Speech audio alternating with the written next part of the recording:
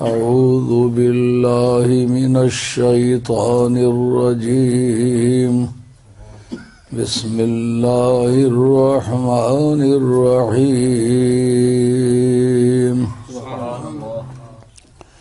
ما كان محمد أبا أحد من رجالكم ولكن رسول الله وخاتم النبيين وكان الله بكل شيء عليما صدق الله مولانا العظيم।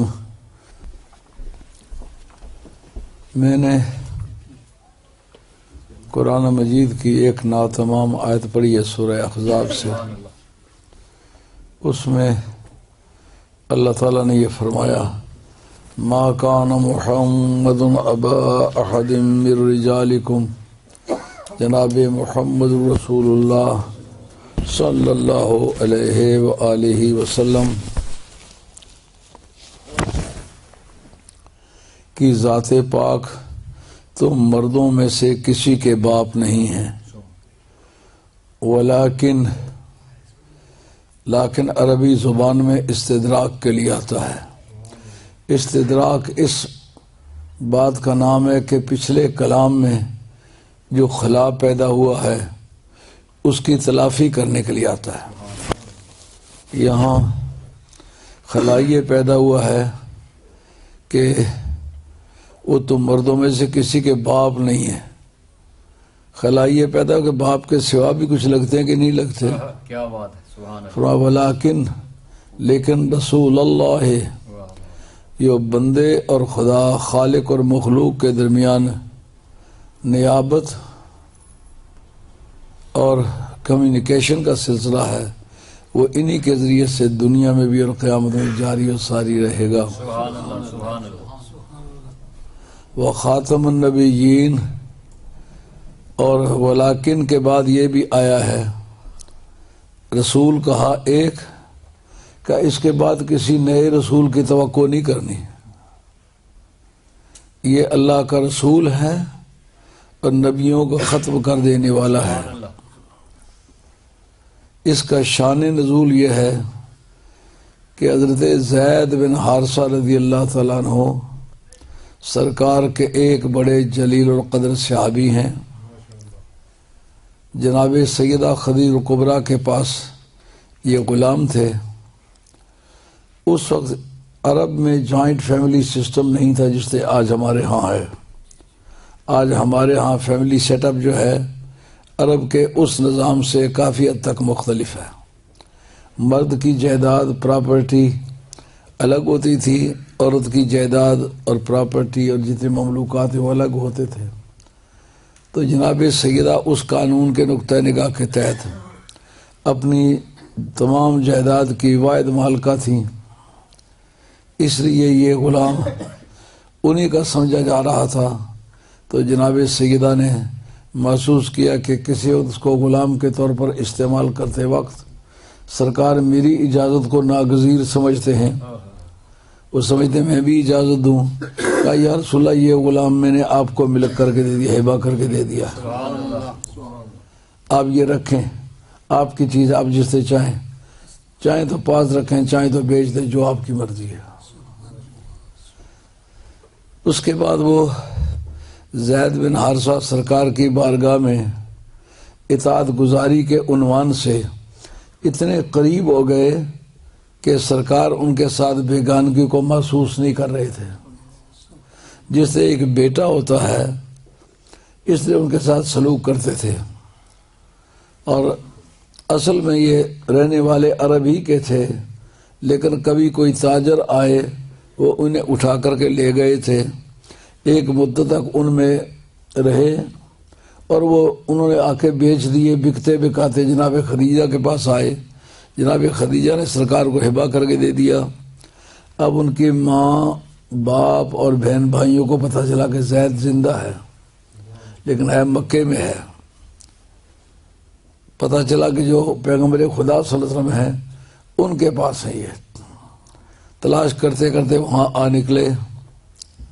बाप ने और माँ ने ये कहा, ज़ैद तू हमारा बेटा है और तुझे कोई ये डाकू लोग किडनैप करके ये बच्चों को उठा के ले जाने का नाम, इसका नाम किडनैप नहीं एब्डक्शन है। एब्डक्ट करके बेला फुसला के आ तुझे स्वीटें देते हैं, आ तुझे गाड़ी की सैर कराते हैं, इस तरह की बातें कर करा के तो तुझे इन्होंने एब्डक्ट किया था। तो अब हम महसूस करते हैं कि तुझे अब वापस घर ले चलें। तो हजरत ज़ैद बिन हारिसा कहते मैं पहचान गया हूँ, आप मेरी माई साहबा हैं, आप मेरे वालिद साहब हैं, ये मेरे बहन भाई भी ऐसे खूनी कशश से मालूम करने लगा हूँ, ये भी मेरे बहन भाई हैं। मगर मैं आपसे अर्ज़ करूँ, सरकार मुझे घर से निकाल दें तो मैं रोक नहीं सकता, लेकिन अपने इख्तियार से सरकार को छोड़ के जा नहीं सकता। इनसे पूछें ये इनकी क्या राय है। गुलामी है तो इस तरह की है ना, उसका कुछ नतीजा भी निकलता है। जब सरकार से पूछा गया, फरमाया मेरी तरफ से ये आज़ाद है, ये जाना चाहे तो जा सकता है, रहना चाहे तो मैं अपने बच्चों की तरह इसको रखता हूँ, मेरे पास रह जाए। उस वक्त अपने माँ बाप को जवाब दिया, तुम्हारी पिदरियत को भी तुम्हारी उमूमत को भी मैं मानता हूँ कि तू मेरी अम्मा है और ये मेरा बाप है, ये मेरे बहन भाई हैं, मगर मैं कायनात में एक सबूत छोड़ना चाहता हूँ कि सरकार की बंदा नवाजी और गरीब परवरी इस नौइयत की है कि मैं आज वो सब चीज़ें भूल चुका हूँ। मैं समझता हूँ तुझको तुझी से मांग कर मांग ली सारी कायनात, उठते नहीं है हाथ मेरे इस दुआ के बाद। अब आप जा सकते हैं, मैं आपके साथ नहीं जा, सरकार मुझे खुद न भेजे तो मैं नहीं जा सकता। उस वक्त ये धूम मच गई कि एक बच्चे को आज़ादी भी मिल गई, सरकार की तरफ से इजाज़त भी मिल गई, लेकिन उसने सरकार की बारगाह में रहने को तरजीह दी है। तो उस वक्त लोगों में मशहूर हो गया ये मोहम्मद का बेटा है, ज़ैद बिन मोहम्मद। अब सरकार ने उस शफकत के पेश नज़र इनको मुअज़्ज़ज़ ख़ानदान से शादी कराना चाहिए। कुरैशियों में जनाब सईदा ज़ैनब के बराबर की हसीना और सेहतमंद और नफ्स इंसानी में शराफत रखने वाली कोई दूसरी खातून नहीं थी। हत्ता कि हज़ूर के अज़वाज मुताहरात जितनी भी हैं सबसे ज़्यादा शक्ल सूरत के एतबार से सबसे सीनियर थी। हज़ूर की फूफीज़ाद भी थी, जनाब सफ़िया की साहबजादी थी, शादी इनके दूसरे ख़ानदान में हुई थी भाई साहबा की। तो बाप उनके हाशमी नहीं थे लेकिन माँ हाशमिया थी। तो सरकार ने उनसे कहा कि ये रिश्ता ज़ैद के लिए मुझे दो। सबसे पहले सईदा ज़ैनब बोल उठी, उन्होंने माँ बाप को बतलाया कि सरकार अपने लिए करना चाहे तो मैं खुश हूँ। एक परदेसी रागीर आया है, पता नहीं किस कबीले का आदमी है, इसके साथ मैं बीवी के तौर पर नहीं रह सकती। बाप ने जो ही सुना, माँ ने जो ही सुना, भैया कलम उन्होंने इनकार कर दिया। उनका हम इसको रिश्ता नहीं दे सकते। उस वक्त कुरान मजीद की एक रूलिंग आ गई कि ये तो तौहीन रसालत बनती है कि रसूल कोई फैसला करे तुम रसूल मानते हुए उस फैसले को रिजेक्ट करें या ईमान से दस्तबरदार होना होगा। अगर ईमान से दस्तबरदार नहीं होते तो फैसला कबूल करने पड़ेगा। मा कान लिमुमिन वला मुमिनतिन इज़ा क़दल्लाहु व रसूलुहु अमरन अन यकून लहुमुल खियरतु मिन अमरिहिम। किसी मोमिन या किसी मोमिना को इस बात का हक हासिल नहीं कि जो फैसला अल्लाह का रसूल करे, अल्लाह करे उसका रसूल करे, वो उसके बाद अपनी राय इस्तेमाल कर सके। उनको कोई इख्तियार नहीं है। तो इन्हें रसालत की नाजुक मिजाजी का एहसास हुआ। लड़की उनकी अपनी है, उनके घर पैदा हुई है, पली है, जवान हुई है, आकिला बालगा है, और इस्लाम में एक बड़ा बुनियादी कानून है, ख़ासकर फ़िक़्ह हनफी में है, कि लड़की आकिला बालिगा हो तो बाप भी और दादा भी मिलके उसकी मर्जी के बगैर निकाह करके दे नहीं सकते। उनको लड़की की रज़ाई चोई करनी पड़ेगी। जब तक वो राज़ी न हो उस वक्त तक उसका निकाह मुनक़्क़द नहीं होता।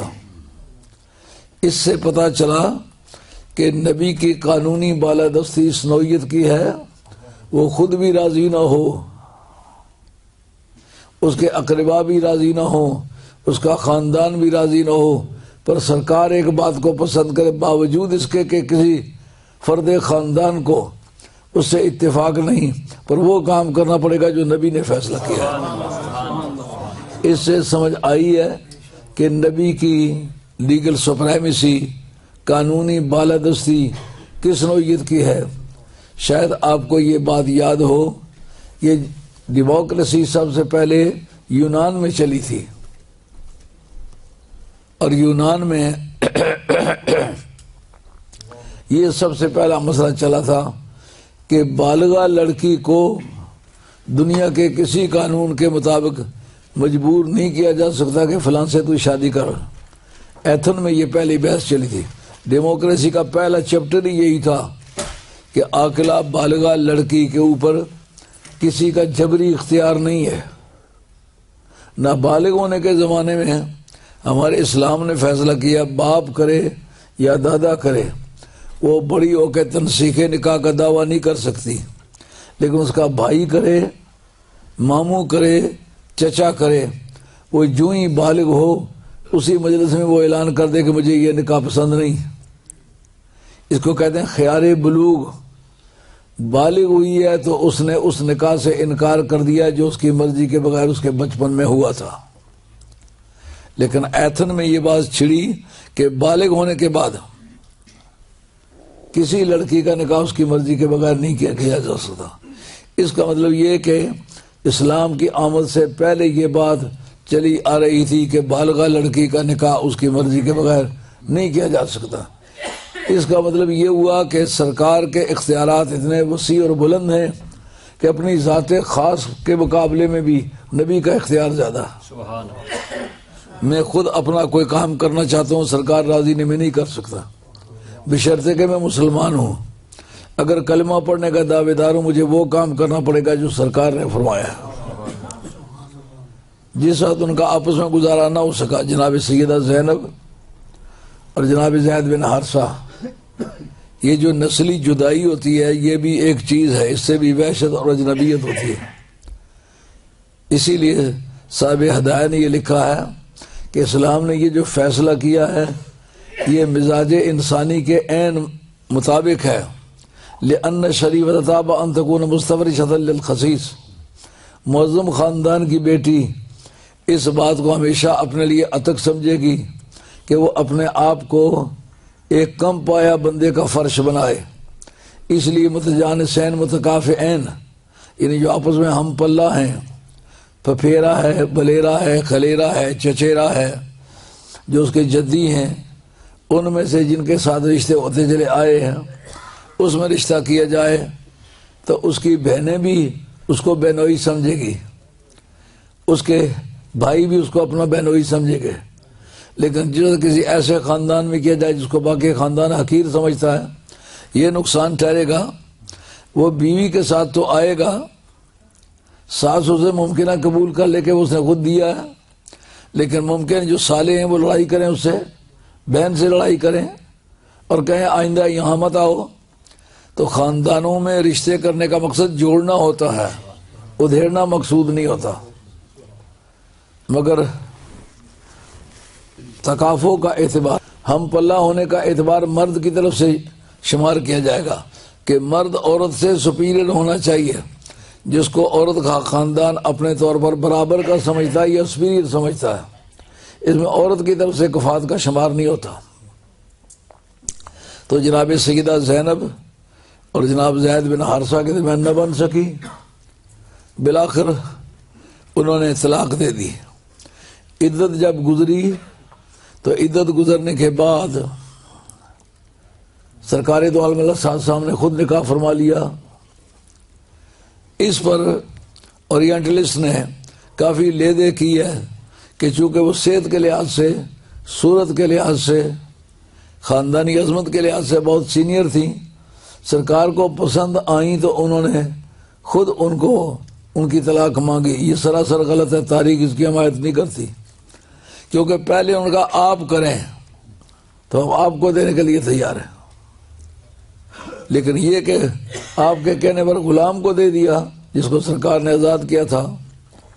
अब जनाब मुतलका होने के बाद जब इद्दत गुजर चुकी, सरकार ने अपने निकाह के लिए तलब फरमाया, निकाह हो गया। कुफार ने यह मशहूर कर दिया कि जिसको बेटा कहता था उसी की बीवी को खुद निकाह कर लिया है। तो इस्लामिक लॉ में अपनी बहू के साथ मुतलका भी हो, बेवा भी हो जाए, निकाह नहीं हो सकता। जिसकी जोड़ा रही है उसके उसूल भी हराम हो जाते हैं, फुरू भी हराम हो जाते हैं। यानी जिनसे वो पैदा हुआ है, मतलब दादा है, परदादा है, उनके लिए भी वो हराम हो जाती है। जो उसके औलाद है, बेटे हैं, बेटों के बेटे हैं, पोते हैं, परपोते हैं, नवासे, उन पर भी वो हराम हो जाती है। न ऊपर निकाह हो सकता है, न नीचे हो सकता है। ये कस्टमरी लॉ के तौर पर, कानून रिवाज के तौर पर इस्लाम से पहले भी राइज था। अब उन्होंने मशहूर कर दिया कि सरकार ने अपनी बहू से निकाह कर लिया है।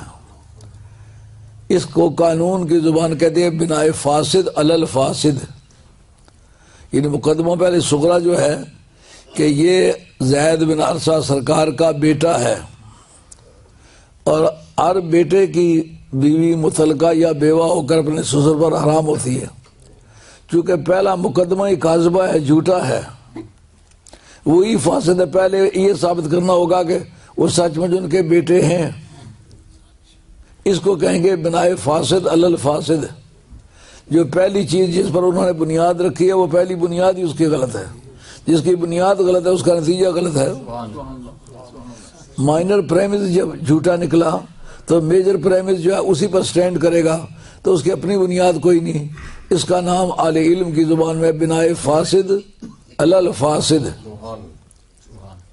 ये पहला मुकदमा ये है कि ये हजूर का बेटा है। जब ये गलत निकला तो फिर बेटे की बीवी हराम होने का मसला हवा में उड़ गया, क्योंकि उसका दारो मदार उस पहले माइनर प्रेमिस की सेहत पर है।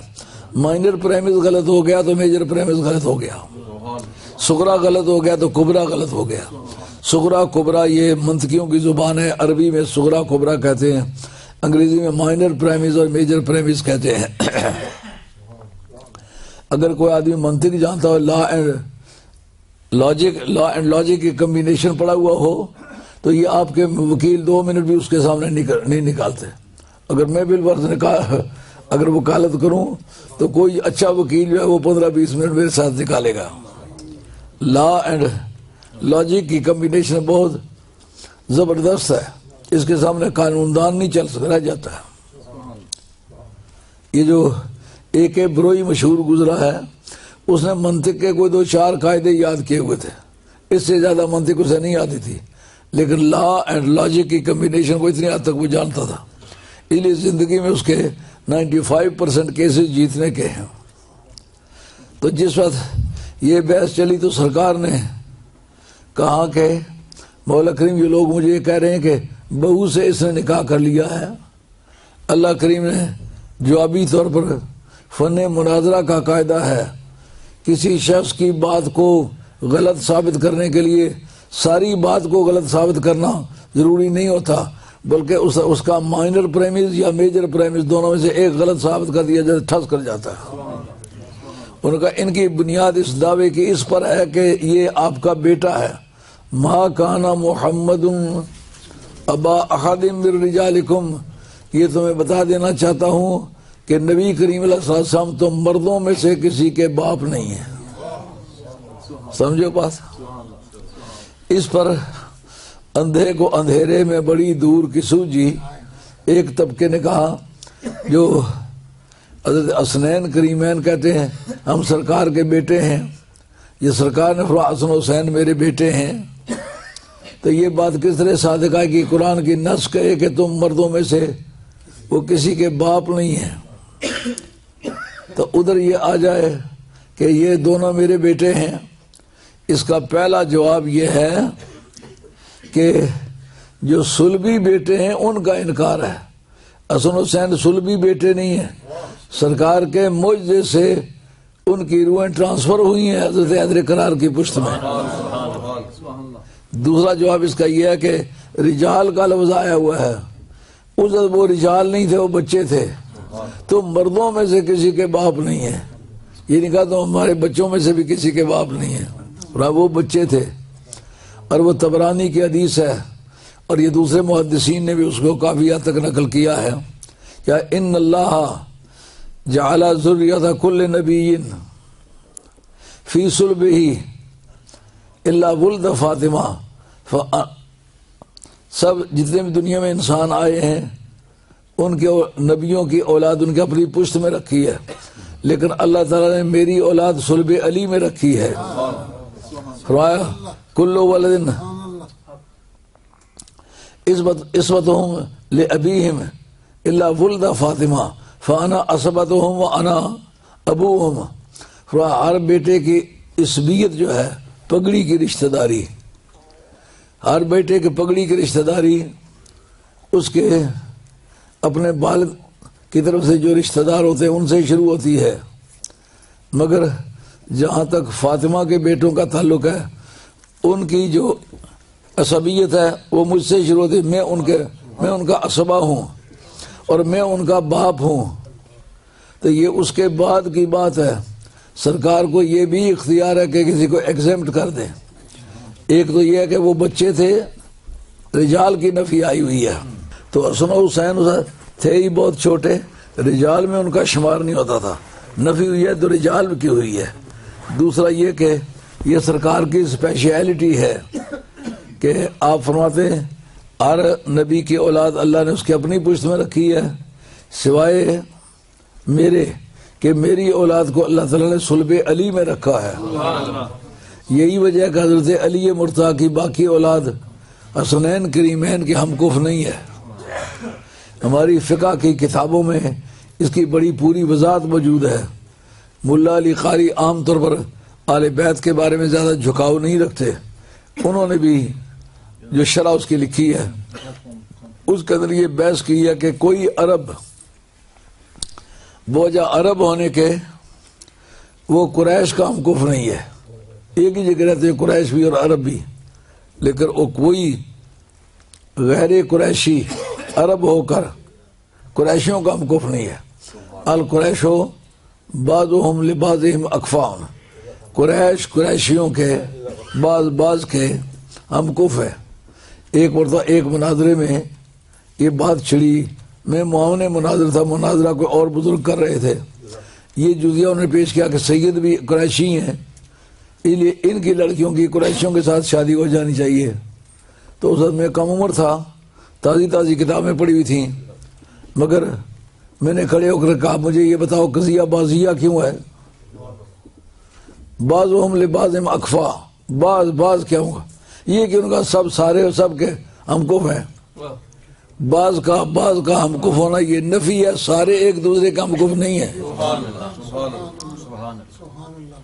जो गैर सादात हैं, गैर बनी फातिमा, उनके हमकुफ होते होंगे, लेकिन ये बात भी उसूली तौर पर गलत है।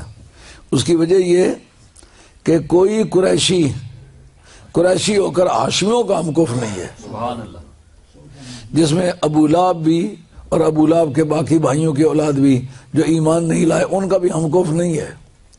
कुरैशी गैर कुरैशियों से अफजल है, इसलिए हाशमी दूसरे कुरैशियों से अफजल है।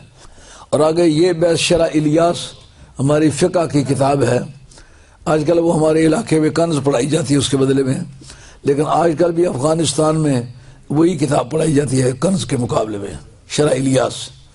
उसके अंदर है कि किसी भी कुरैशी की कोई औलाद हज़रत अबू बकर सिद्दीक़ रज़ी अल्लाह अन्हु की औलाद के हमकुफ नहीं है कि ये आले बैत खिलाफत है, और तमाम खलीफों की औलाद वो जो खलीफा की औलाद होने के हज़रत अबू बकर सिद्दीक़ की औलाद के हमकुफ नहीं है। उसके बाद हज़रत उमर फारूक रज़ी अल्लाह तआला अन्हु उनकी औलाद जो है वो अहले बैत खिलाफत है। बाकी कुरैश उनके हमकूफ नहीं है, क्योंकि वो अहले बैत खिलाफत को एक इम्तियाज मिल गया। जब सरकार के खलीफा के इम्तियाज की वजह से कोई उनका हमकूफ नहीं रहा, तो सरकार की सुलभी औलाद की हैसियत से उनका हमकूफ कौन होगा। उसके बाद फिर बताया हज़रत उस्मान की औलाद जो है कोई अरब उनके औलाद का हमकूफ नहीं है। का इन तीनों खलीफों की औलाद मिलाएं तो हजरत अली मुर्जा की जो गैर फातिमी औलाद है उनके हमकूफ नहीं होंगे, उनके हम पल्ला नहीं होंगे, क्योंकि वो हाशमी है। हाशमियों का पल्ला आले बैते खिलाफत से बरतर है।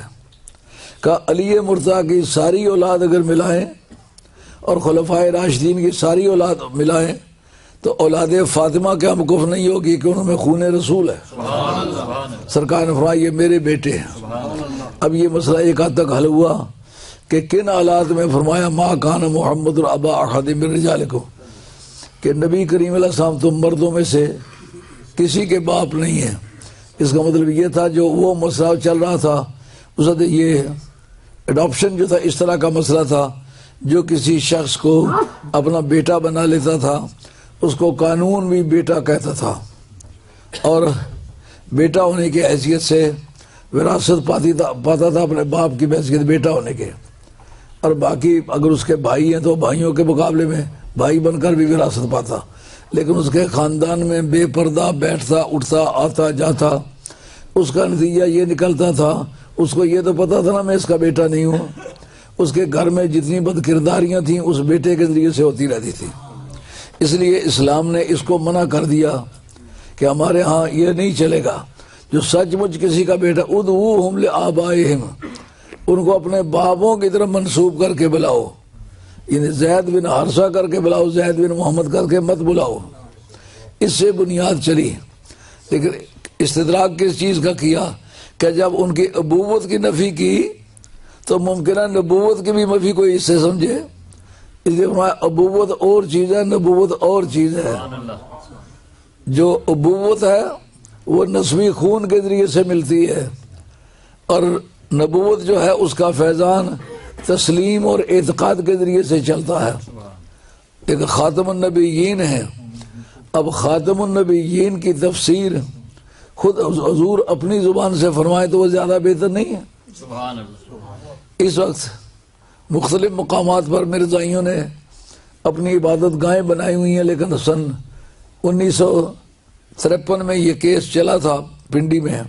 उस तारीख में मैं कम उम्र था, लेकिन बहरहाल मैं पेशा पेश था और सारे मामलात को डील करता था।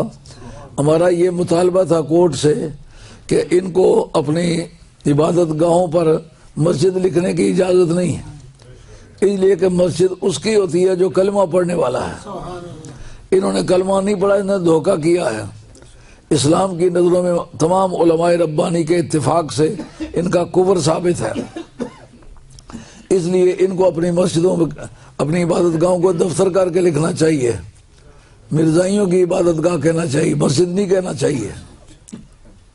तो इस सिलसिले में काफ़ी तवील बात हुई, और सरकार दो आलम साहब खुद अपनी ज़ुबान से अगर उसका तर्जुमा बतलाएं कि ख़ातमुन नबिय्यीन का क्या माना है, तो ये बात ज़्यादा मज़ेदार नहीं है क्या?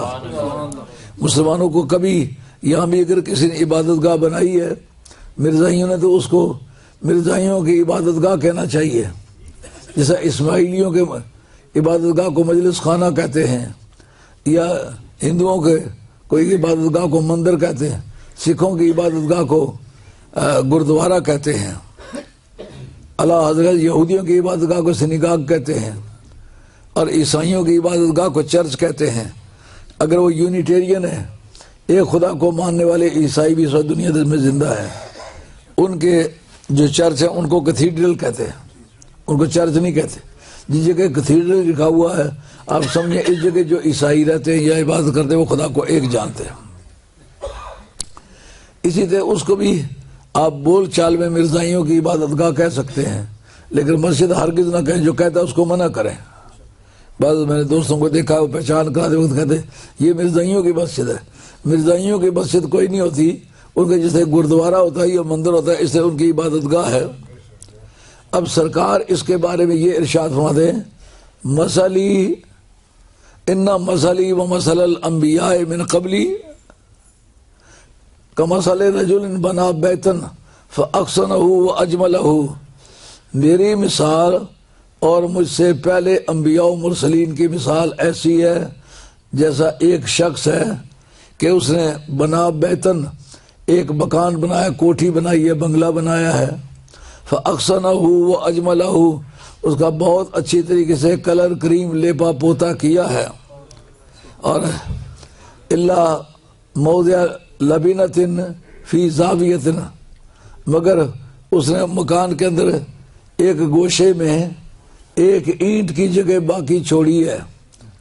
और फजालन नासो, लोगों ने क्या करना शुरू कर दिया, ये तूफून भी, उसके गिरदा गिर्द उसके हुस्न की वजह से घूमना शुरू कर दिया है। वह या जबून अमिर हो, और उसे ताजुब का इजहार करना शुरू कर दिया। वह यकूलून, और ये कहने लग गए हैं, हल्ला बुद्यत हाज़िहिल लबीना, ये ईंट उसने क्यों नहीं लगाई जिसने इतना बड़ा माल बनाया। अज़ुर अना तिलका लबीना, तो वो अना खातमुन नबिय्यीन, वो जो उस पूरे नबूवत के माल की ईंट वाली जगह बाकी है वो मैं हूँ, और मैं खातमुन नबिय्यीन हूँ। अब इसका तर्जमा बनता है, ये जिल्ली हूँ या बुरूजी हूँ, या नबूवत की जिल्ली बुरूजी अगर कोई किस्म होती, आदम अलैहिस्सलाम से वो नबूवत शुरू हुई है, हजूर पर आके खत्म है। एक भी कोई जिल्ली नबी कभी आपने सुना है, कहीं पढ़ा है? इसका मतलब यह है कि मिर्जे ने एक दीवार तोड़ के चोर दरवाजा निकाला, जिसका नाम रखा है जिल्ली नबी, बुरूजी नबी। कोई बात ही समझ में नहीं आती। ये जिल और बुरूज इस्लाम की इस्तिलाहात ही नहीं है, ये काइनों की, जादूगरों की इस्तिलाहात है। इंशाअल्लाह परसों वाले लेक्चर में मैं इस बात की वजाहत करूंगा। इतनी बात तो आपको अच्छी तरह समझ आ गई है ना।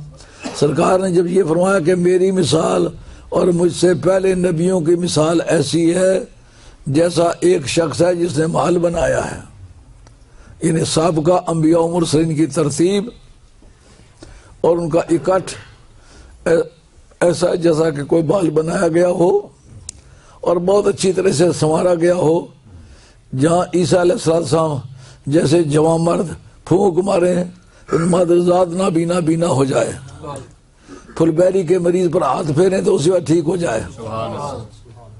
और अगर मुर्दे को कहीं खड़ा हो जाए तो खड़ा हो जाए, जजामी मरीज को, जजाम के मरीज को फूंक मारे तो वो ठीक हो जाए। इतने खूबसूरत आदमी यूसुफ अलैहिस्सलाम जैसा आदमी जो बाजारे मिस्र से गुजर जाए तो तैल का मच जाए, मूसा अलैहिस्सलाम जैसा जवान मर्द जो एक मुक्का मारे तो बंदा मट्टी का ढेर कर दे, जो लाठी मारे समुद्र को फाड़ दे, का उन्होंने खूबसूरत माल बनाया। हर एक ईंट जो लगी अपने मौका माल के मुनासिबत से।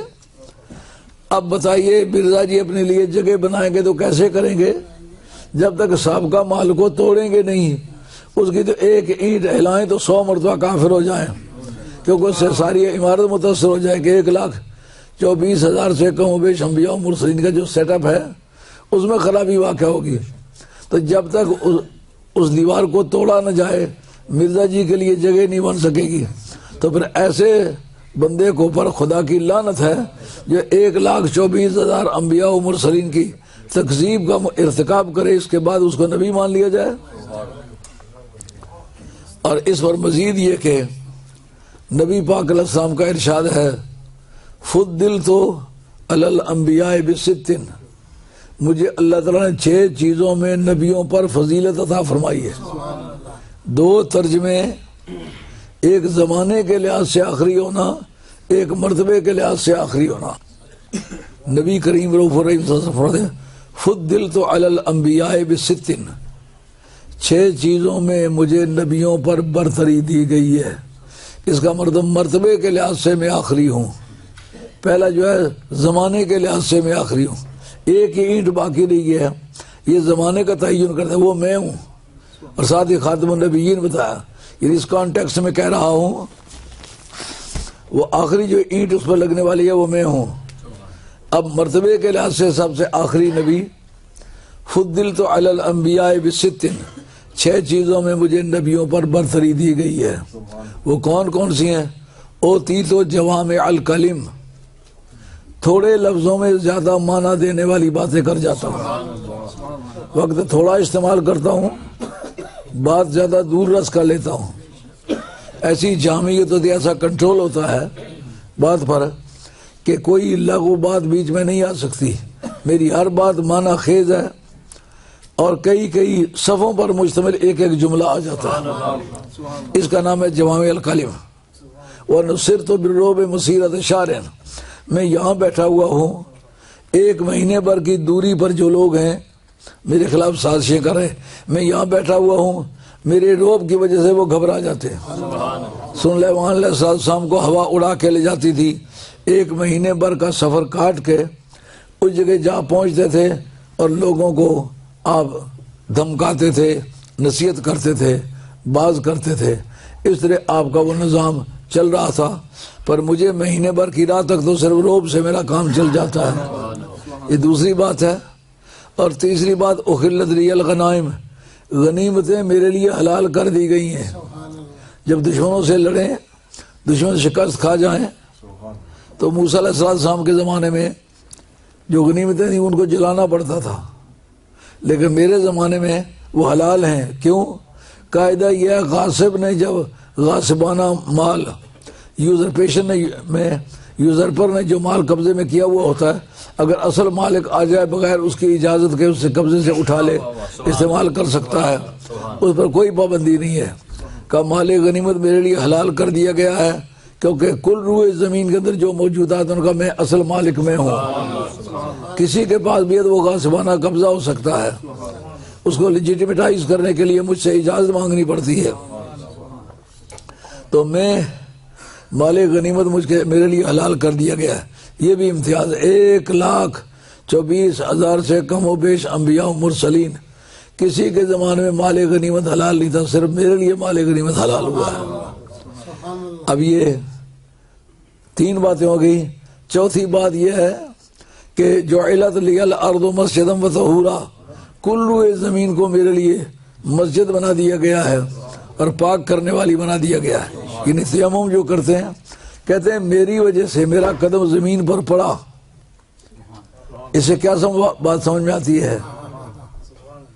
यानी सरकार के मीलाद वाली तारीख सरकार का कदम पड़ा है ना, तो कहा मेरी वजह से तमाम रूए ज़मीन को मस्जिद बना दिया गया और पाक करने वाली।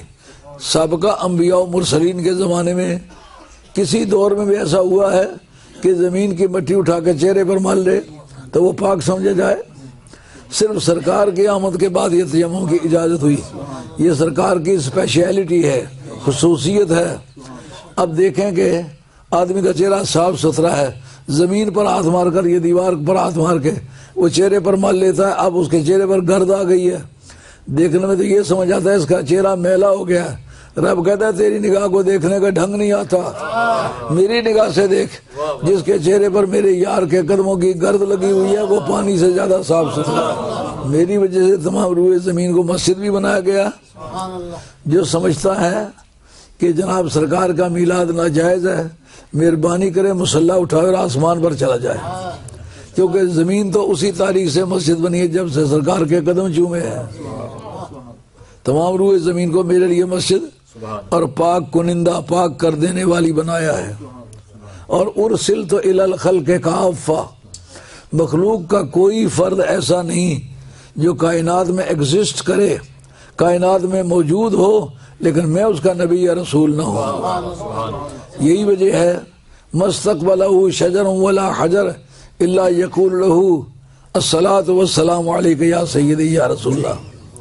मुस्लिम शरीफ के अंदर हदीस है, सरकार फरमाते मक्के शरीफ में एक ऐसे पत्थर को मैं पहचानता हूँ कि जो मैं छोटा था उसके सामने से जब मैं गुजरता वो पत्थर मुझे कहता था अस्सलातु वस्सलामु अलैका या सय्यदी या रसूलल्लाह। तो जिन्होंने ये लिखा है अपनी तहकीकात की बहस में, वो हमारे जमात में से कोई बदनसीब आदमी जिसने ये लिखा है कि सरकार को अपने मबूस होने तक ये पता नहीं था मैं नबी हूँ या नहीं हूँ। सोचने वाली बात है। पत्थर को पता है ये नबी और रसूल है, नबी को खुद को नहीं पता। ये किस अकल का तकाजा है? जब आदमी से ईमान ज़ाया होता है तो अकल भी छिन जाती है। और नबी करीम अलैहिस्सलाम की बतन मादरी में तशरीफ लाने की तारीख को इमाम कसलानी ने लिखा है। गधे, ऊंट, बैल, घोड़े कुरैशियों के एक दूसरे की गर्दन में गर्दन डाल के कहते थे, मुबारक हो, आज वो आ रहा है कि जो जानवरों के हुकूक भी दिलाएगा। पहले नबी इंसानों के हुकूक दिलाते रहे, आज वो आया है जो मालिकों से ये भी कहेगा, ऊंट को चारा कम डालते हो, चारा पूरा डालो। उसके माल में कभी बरकत नहीं होगी कि जो आदमी अपने जानवरों को चारा कम डालता है, काम ज्यादा लेता है। आपने देखा होगा, हम पाकिस्तान के रहने वाले हैं, इंडिया में भी देखा है कि जिस शख्स का घोड़ा कमजोर है उसकी आमदनी भी बड़ी कम होती थी। उसकी वजह जितने पैसे मिलते वो खुद खा जाता था, उसके बच्चे खा जाते थे। लेकिन घोड़ा जो वो रिस्क कमाता था उसको बहुत कम चारा डालते थे, वो बेचारा खींच ही नहीं सकता था। इसलिए लोग आते वक्त कहते इस पर नहीं बैठते, इसका घोड़ा कमजोर है। तो सरकार ने ये तालीम दी है कि जानवरों को पूरा चारा डालो, वगरना तुम्हारी रिस्क में बरकत नहीं होगी। जो अपने बीवी बच्चों को अच्छा रिस्क रोजी नहीं देता वो भी क़यामत के मैदान में मुजरिम करार पाएगा। तो इसका मतलब ये है कि इंसानों और हैवानों के जो हुकूक है वो दिलाने वाला आज आ गया। अभी आए आप अपने वालदा माजदा के बतने अतर में हैं, जानवरों को किस तरह पता चल गया? मालूम है सरकार की रोशनी दीवारें फाड़ के पार होती है, सारी दुनिया को पता चल गया कि वो आ गए हैं। आपने फरमाया उरसिल तो इलल खल्क़ काफ़ा, जितनी मखलूक है सब की तरफ मैं भेजा गया हूँ। वह खुतिमा बियन नबीयून, ये छठी चीज है, समझ आ गई ना? पीरी बात में जवामिल कलिम मुझे दिए गए एक, और मेरे लिए मुझे अल्लाह ताला ने महीने भर की राह के लिए रोब अता फरमाया है, और मालिक ने मेरे लिए हलाल कर दी कि 3 चीज़ें। और चौथी चीज़ ये कि अल्लाह ने मेरे लिए तमाम रूए ज़मीन को मस्जिद और तहूर बना दिया, पाक करने वाली। और 5वीं चीज़ उरसिल तो इलल खल्क़ काफ़ा, जितनी मखलूक है सब की तरफ मैं भेजा गया हूँ। अब मिर्जा जी किस खाते में आएंगे? वो तो सिवाय इसके कि बदयांती करें और कोई चारा रसूल बन के आने का तो उनके बेगम के लिए भी चांस नहीं है। तो अब छठी बात क्या बोल, खुतिमा बियन नबीयून, मेरी वजह से नबी खत्म कर दिए गए। मेरा ख्याल है वक्त इख्तिताम पजीर हो गया, अब इजाज़त चाहता हूँ।